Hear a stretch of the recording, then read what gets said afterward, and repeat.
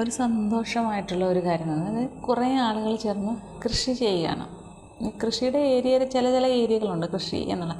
അവിടെ പക്ഷേ അവിടെയുള്ള മനുഷ്യർ ശരിക്കും കഷ്ടപ്പെടുന്നവരാണ്. അപ്പോൾ ഇവിടെ ഇങ്ങനെ കൃഷിയിൽ നല്ല വിളവെടുപ്പൊക്കെ കഴിഞ്ഞിട്ടിരിക്കുകയാണ് ഒരു പറ്റം പുരുഷന്മാർ, അങ്ങനെ പറയട്ടെ. അവരുടെ മുഖത്തെ സന്തോഷം. അപ്പം അതിൽ ഒരാളെക്കുറിച്ച് മാത്രം ആ ഒരാൾ മാത്രമുള്ള കൃഷി എന്ന രീതിയിൽ മാത്രം ആയിട്ട് മുന്നോട്ട് പോകുന്നു. ബാക്കിയുള്ളവരെല്ലാം പല ജോലികൾ ചെയ്യുന്നത്, ഗവൺമെൻറ് ഉദ്യോഗസ്ഥർ വരെ ഉണ്ട്.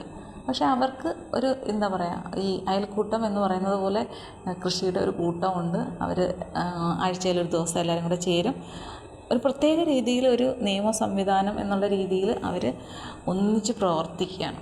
ഒന്നിച്ച് പ്രവർത്തിച്ച് അവരിങ്ങനെ കൃഷിയുമായി മുന്നോട്ട് പോവുകയാണ്. അപ്പോൾ അത് കണ്ടപ്പോൾ എനിക്ക് തോന്നിയത്, ഇതുപോലെ പല കാര്യങ്ങളിലും ഇങ്ങനെ ഒരുമിച്ച് നിന്നുകൊണ്ട് വിജയങ്ങൾ കൈവരിക്കാനാവും.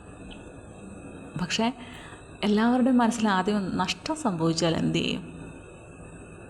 ഈ ഒരു ചിന്ത എല്ലാവരുടെയും മനസ്സിനെ പുറകോട്ട് വലിക്കും. പിന്നീട് ചിലവാക്കാനായിട്ടുള്ള വരുമാനം വേണമല്ലോ, എമൗണ്ട് വേണമല്ലോ. അപ്പം ആ ഇൻവെസ്റ്റ്മെൻറ്റിനുള്ള തുക എവിടെ നിന്ന് കണ്ടെത്തും? എല്ലാവരും കൂടെ ചേർന്ന് ഒരു ഒരു സ്ഥാപനമോ ഒരു സംരംഭമോ ഒക്കെ തുടങ്ങിക്കഴിഞ്ഞാൽ എല്ലാവരുടെയും കൂടെ കാശാണ്. ആരെങ്കിലും ഒരാൾ പറ്റിച്ചാൽ എന്ത് ചെയ്യും? ഇതെല്ലാം സ്വാഭാവികമായിട്ടും ഒരു കൂട്ടായ്മയിലുണ്ടാകുന്ന പ്രശ്നങ്ങൾ തന്നെയാണ്.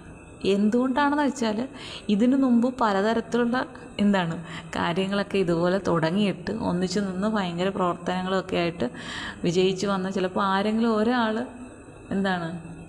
പിന്നോട്ട് പോയി ആ ഒരു സംരംഭം ഇല്ലാണ്ടാക്കിയിട്ടുണ്ടാവാം.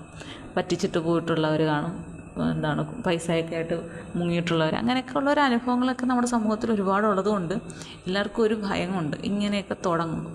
പക്ഷേ ഭയത്തോടു കൂടി നമ്മളെല്ലാത്തിനെയും കണ്ടു കഴിഞ്ഞാൽ ഭയം മാത്രമായിരിക്കും നമ്മളെ ഭരിക്കുക.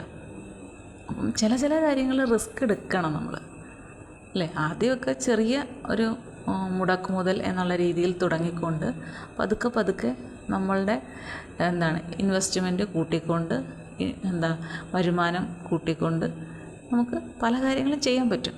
അതിന് നല്ലൊരു ലീഡറിനെയാണ് ആദ്യം ആവശ്യമെന്നാണ് എനിക്ക് തോന്നുന്നത്. ഒരു മികച്ച നേതൃത്വം ഉണ്ടെങ്കിൽ മാത്രമേ എന്ത് കാര്യവും വിജയത്തിലേക്ക് എത്തുകയുള്ളൂ. അതിന് വിദ്യാഭ്യാസമോ മറ്റൊന്നുമല്ല, അനുഭവജ്ഞാനം, വിവരം വേണം. ആരോട് എങ്ങനെ സംസാരിക്കണം എന്ന ഒരു ബോധമുള്ള വ്യക്തിയായിരിക്കണം ആ ഒരു ലീഡർ എന്ന് പറയുന്നത്. പിന്നെ എന്തിനുമായിട്ട് ബന്ധപ്പെട്ട കാര്യമാണോ എല്ലാവരും കൂടെ ചെയ്യാൻ ഉദ്ദേശിക്കുന്നത് അതിനെക്കുറിച്ച് വ്യക്തമായ ഒരു ബോധം ഉണ്ടാവണം. എത്ര പേര് തൻ്റെ ചുറ്റിലുമുണ്ടോ അവരെയെല്ലാം ഒരേപോലെ നിയന്ത്രിച്ച് കൊണ്ടുപോകാൻ പറ്റണം. അതുപോലെ തന്നെ ഈ ലീഡർ പറയുന്ന കാര്യങ്ങൾ എല്ലാവരും അംഗീകരിക്കാനുള്ള ബാധ്യസ്ഥരാണെന്നുള്ള തോന്നൽ ചുറ്റും നിൽക്കുന്ന ആളുകൾക്കും ഉണ്ടാവണം, അല്ലേ?